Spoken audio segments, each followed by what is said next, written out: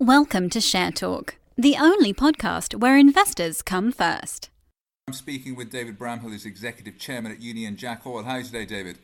Very good. Morning to you, everybody. Right, I haven't spoken to you for a couple of years. Maybe we can go into what you've been doing since then. But the latest news flow I saw was regarding your application submitted for the Wressle development. Could you tell us about that, please? That's correct, yes. And took a long time happening, literally hundreds of documents to go into the council's review. A lot of it is all new work. And as everybody knows, it's history now. The appeal, we lost the appeal back in January of this year on a few points. The appeal inspector, came up with basically a blueprint of how to get this through. And a lot of the area of concern was actually on whether or not there was a layer of impervious stone overlaying the aquifers, which are everywhere, but not just, when I say everywhere, I don't mean just under a well site, but all over the UK. So there was no certainty or clarity on whether or not this actually impervious layer of stone existed. So since that time, there's been a lot of programs on site and some drilling going on, core samples taken, logs taken, photographs, you name it. And without any doubt, there is an impervious layer across the site. So everyone can breathe a great big sigh of relief involved in this.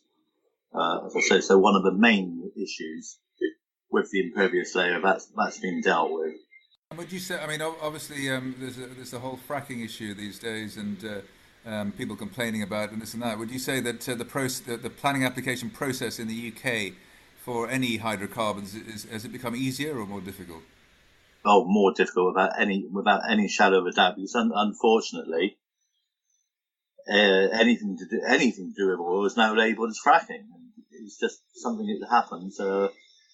We're exclusively a non-fracking company. We have some licenses where just by sheer nature of the beast there's some Bowland shale underneath it, but we're not a fracking company. And again, this project is non-fracking. There's no fracking involved. That was already sorted out at the last appeal and during the applications. Okay, just want to dial back a little bit. I mean, you had your final results announced in May, and I'm just looking through that now. The company remains debt-free, which is quite a novelty in this area. You've got a cash balance there as well, which is also quite nice. What do you think investors should be focusing on apart from Wressle in terms of your company?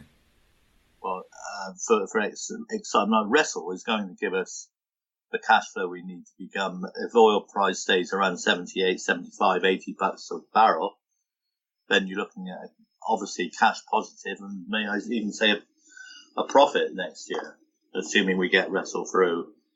But what have investors got to look forward to? Lots of news flow.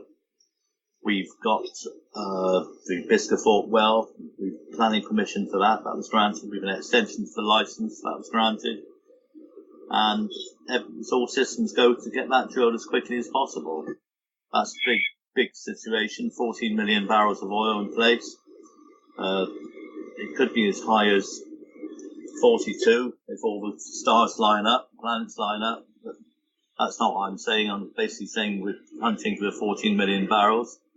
So that would be drilled this year as soon as possible. Eggs are busy on that. We've also acquired an interest in Fiskerton Airfield, which is a producer. We've got production up from 16 barrels to nearly 40 a day on that, which is very, very good. Gives us a modicum of support financially.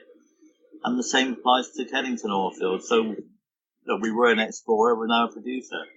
So we're making progress. Every step is a slow one. That's the issue nowadays. Yes, I mean, obviously on the AIM market, investors tend to be rather either fickle or impatient. And it has, I think, as I said before, I haven't interviewed you for like around 2 years, and the waiting game for me has not been too strenuous. But are you conscious of impatience or shareholders, or do you think that they don't now have long to wait for what they were looking for, let's say? I'd like to say they haven't got long to wait.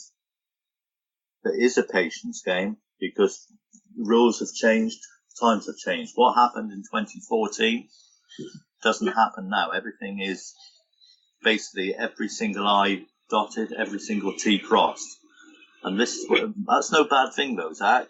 Let's face it. When you look at some of the terrible things, not just in the oil industry, but in every industry spanning the world, things can go wrong. If anybody can eradicate just one person getting hurt, injured, then you can only say it's a good thing. It might cost a bit more money, but so what? This is all about health and safety.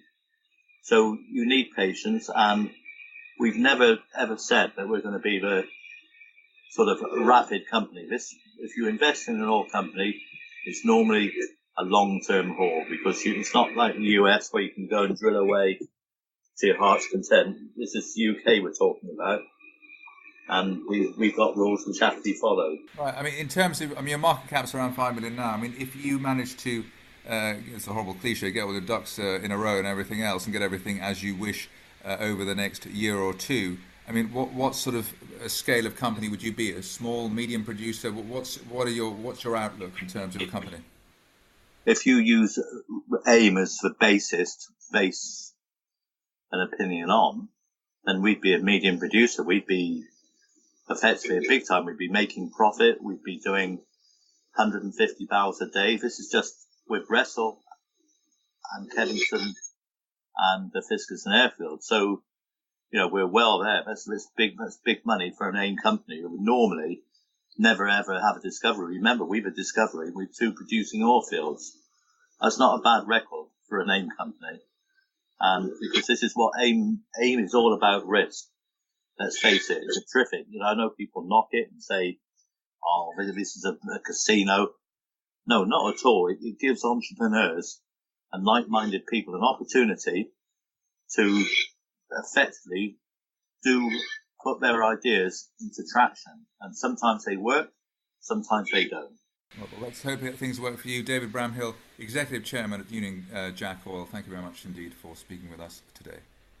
Thank you, Zach. Thank you for asking me. Bye-bye. Thank you for listening. Remember to visit our website for more news and other podcasts at www.share-talk.com.